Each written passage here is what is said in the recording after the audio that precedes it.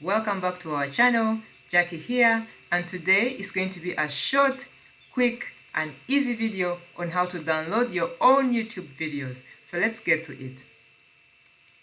To download your own YouTube videos, click on your profile icon, then move to your YouTube studio. To the left, click on content to find your videos. Then select a video you want to download. So this is the video I'll download. Hover around it, find the three dots, click on that. And here you'll find the download button, click on that. So to my right, if you're observant, you will see that it's downloading and it will move straight to my download folder, and that will give me the freedom to watch it when I'm offline.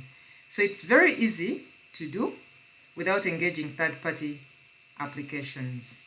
If this quick video helped you, please consider subscribing and giving us a like. Bye for now.